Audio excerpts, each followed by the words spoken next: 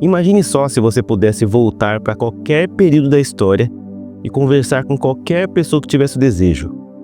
Com quem você conversaria? O que você perguntaria? Essa é uma pergunta que me provoca reflexões. Mas eu, como cristão, eu fico imaginando poder voltar 2000 anos atrás e encontrar-me com Jesus, o Jesus encarnado, Jesus homem. E eu teria uma conversa com ele e uma pergunta que com certeza eu faria. É a pergunta: o que eu faço para herdar a vida eterna?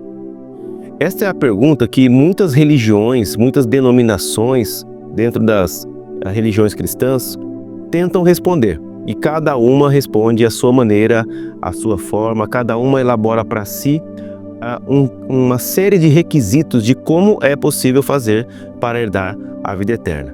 Cada uma dessas denominações, cada uma dessas vertentes da religião vão elaborar então listas, normalmente uma série de listas sobre o que se deve fazer para herdar a vida eterna e o que você deve evitar fazer se quer herdar a vida eterna. E aí cada um junta para si uma lista de coisas, envolvendo muitas vezes o que nós chamamos de usos e costumes, como não pode ouvir esse tipo de música ou aquele outro tipo, você pode ou não usar esse tipo de roupa, você pode ou não comer este tipo de comida, beber este tipo de bebida, dentre outras coisas. É muito comum isso.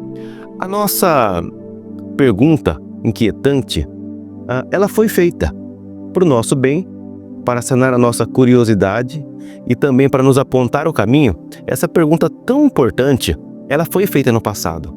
Lá no livro de Marcos, capítulo 12, dos versos 28 em diante, a Bíblia nos fala sobre um escriba que procurou Jesus e fez essa mesma pergunta: Senhor, o que devo eu fazer para herdar a vida eterna? É fato que esse escriba, ao procurar Jesus, ele procurava muito mais, de alguma maneira, encurralar Jesus. Mas Jesus era mestre em responder perguntas. Aliás, ele conhecia o coração daqueles que o procuravam e respondia de acordo com o que ele então tinha intenção de fazer acontecer com aquela resposta, de provocar tudo aquilo que ele sabia que provocaria. Então Jesus, ao ser de alguma maneira questionado sobre o que fazer para herdar a vida eterna, ele devolve a pergunta para aquele escriba, já que ele era uma das pessoas mais respeitadas por conhecer as escrituras, como eram os escribas. Deus Jesus então devolve a ele a pergunta. E ele dá uma boa resposta. Ele vai dizer: está escrito, amarás o Senhor, seu Deus, de toda a sua alma, de todo o seu entendimento, com todas as suas forças, e o próximo como a ti mesmo. Esta pergunta é feita algumas vezes e é respondida algumas vezes ao longo da Bíblia. Também há algo parecido na parábola do bom samaritano. Jesus também dá uma resposta similar a essa. A grande questão é que, então, Jesus devolve a resposta, principalmente na parábola do samaritano, dizendo: é isso mesmo, você deu a resposta certa, faça isso e você viverá. E aí depois, então, o jovem, no caso da parábola do bom samaritano, diz assim: mas Senhor, qual é o meu próximo? E Jesus conta a parábola do bom samaritano justamente para responder essa indagação dele, de quem é o meu próximo. Mas o que eu quero chamar a atenção nesse trecho, né, de mensagem é que, ao ser questionado sobre o que seria feito para que a vida eterna pudesse ser herdada, Jesus não faz uma série de recomendações, ele não dá uma lista gigantesca de coisas que devem ser evitadas e coisas que devem ser feitas. Na verdade, não. A resposta daqueles que o procuram para fazer esta pergunta, e a resposta de Jesus, não é? Para a indagação deles é: ame o Senhor teu Deus de todo o seu coração, de toda a sua força, de todo o seu entendimento. E Jesus corrobora com essa resposta e diz que é isso mesmo. Então veja, não é uma lista de coisas a serem feitas. É uma determinação de amor do coração que é, de alguma maneira, direcionada a Deus e ao meu próximo.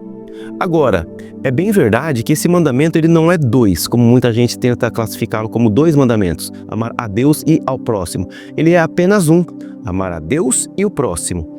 E como é, então, que eu materializo esse amor a Deus? Necessariamente amando o próximo. Já fora perguntado também, já fora questionado, não é? Como vocês amarão a Deus que não vem, se vocês não amam o irmão que vem?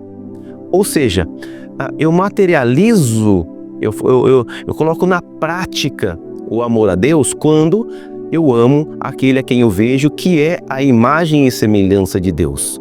Como eu amo a Deus? Quando eu amo aquele que é a imagem de Deus, quando eu amo o meu próximo. Portanto, aquele mandamento não são 2 mandamentos, é apenas um mandamento: amar a Deus sobre todas as coisas e ao próximo como a ti mesmo. Ou seja, a materialização de amar ao próximo se dá quando eu amo, aliás, amar a Deus se dá quando eu amo o meu próximo, que é a imagem de Deus. Não dá para amar a Deus que não se vê quando eu não amo o meu irmão, o meu próximo, que eu vejo. Esta é a resposta de Jesus, principalmente quando ele responde com a parábola do bom samaritano, dizendo sobre aquele homem caído. E sobre essa parábola eu quero trazer outro momento, uma reflexão sobre ela. Mas veja só, Jesus então ele não devolve o questionamento com uma lista de coisas como muitos de nós fariam hoje. Ele então responde com: você está certo, você deve amar a Deus e ao próximo. E Deus se ama quando eu materializo o meu amor para com o próximo, que é a imagem de Deus. Quer saber como herdar a vida eterna? Em resumo, ame seu próximo, sendo a expressão do amor de Deus na sua vida, através da sua vida para com Ele, e nele quando Ele se revela a imagem de Deus encarnada, a imagem de Deus, porque Jesus se fez homem, se fez um de nós, habitou entre nós e se fez um de nós. Então, quando eu olho para o outro, eu enxergo a imagem de Deus e eu amo o outro. Henry Nouwen, um famoso teólogo que já faleceu, ele dizia: aquele que ora enxerga no outro a imagem de Deus.